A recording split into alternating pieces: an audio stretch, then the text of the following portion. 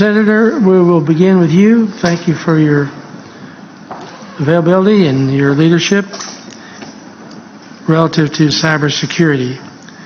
We have a very distinguished panel, and we look forward to the discussion.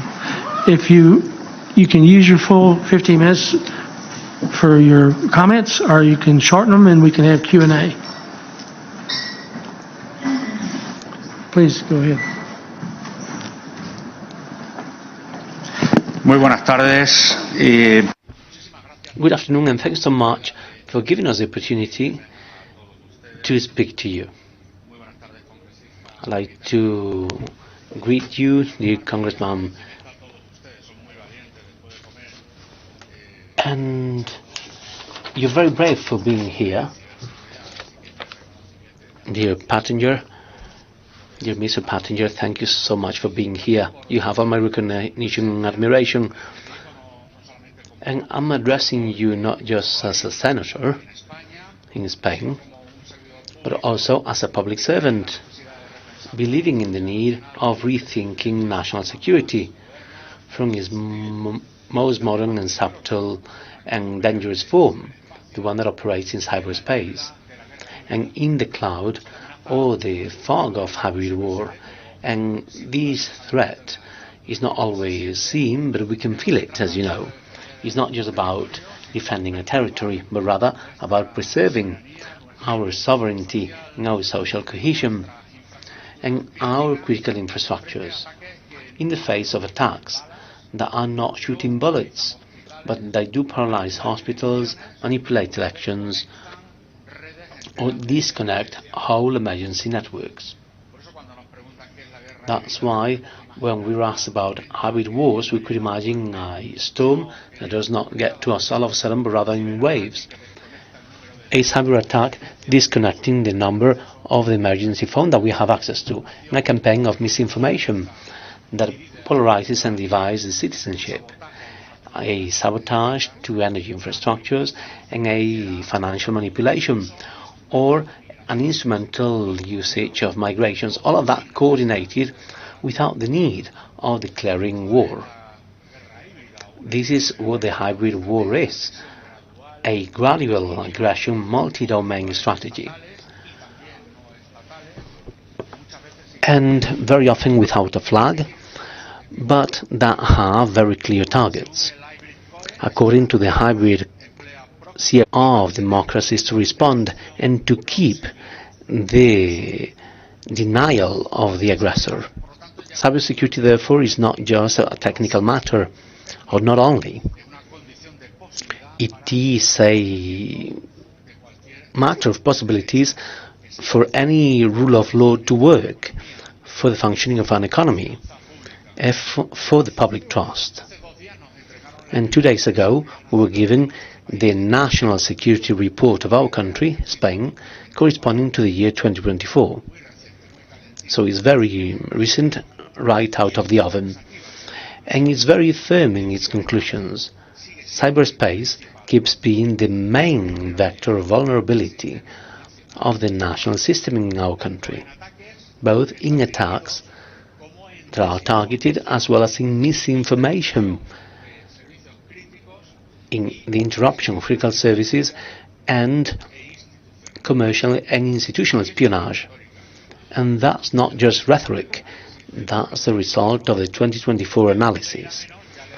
And far from decreasing, it's actually increasing, I guarantee. The attacks to public institutions are increasing.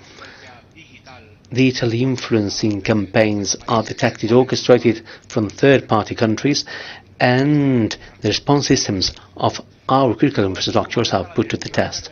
All that, as the CR directive of the European Union warns, points to a domino effect risk, where a failure in a node may affect the whole interconnected system. And today, if you connect, or if you control cyberspace, you control the narrative, logistics, economic flow, and cybersecurity.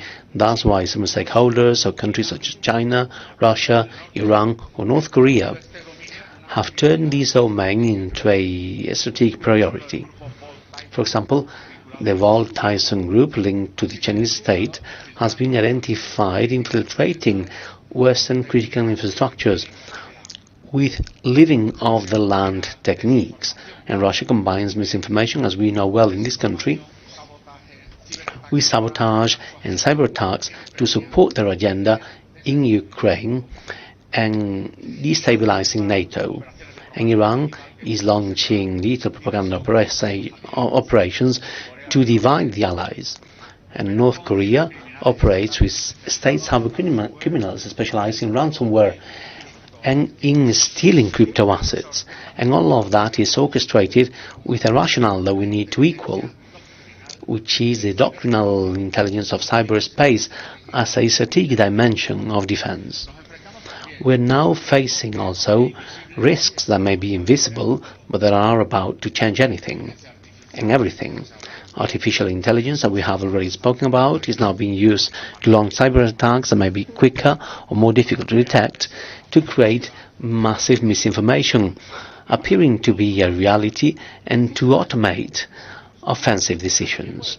But it may also protect us, anticipating anomalies, reinforcing early detection, and optimizing responses. In Spain, we have an investigation committee at the Spanish Parliament, the Congress and the Senate to assess the threats in cyberspace in the area of artificial intelligence and quantum computing, to make a risk and recommendation report with recommendations of improvement, where we have top-level experts. Recently, we have had Mikkel, the former speaker, and we learn a lot, but we don't disclose or divulge what we say, because many other people want to learn about this, not necessarily for good, but rather for the opposite. Quantum computers in bad hands can break our current systems in the future, and living with our response to our infrastructures and our state secrets. And the US NIS has started a transition towards post-quantum transcription, and the EU has to accelerate too.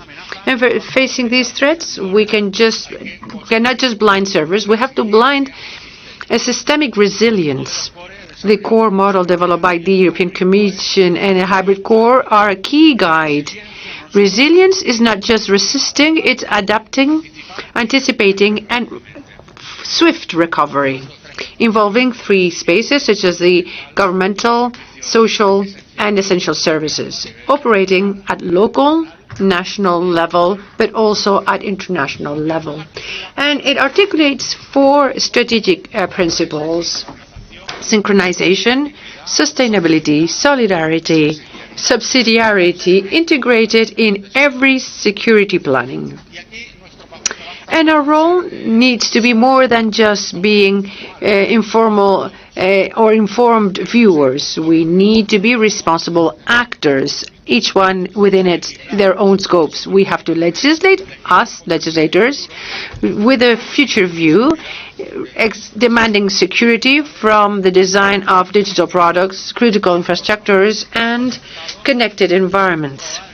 Probably we will have to update our legal criminal code to act in this event with harsher penalties for the criminals. We have to supervise the real implementation of national and European strategies with a control that needs to be parliamentary, transparent.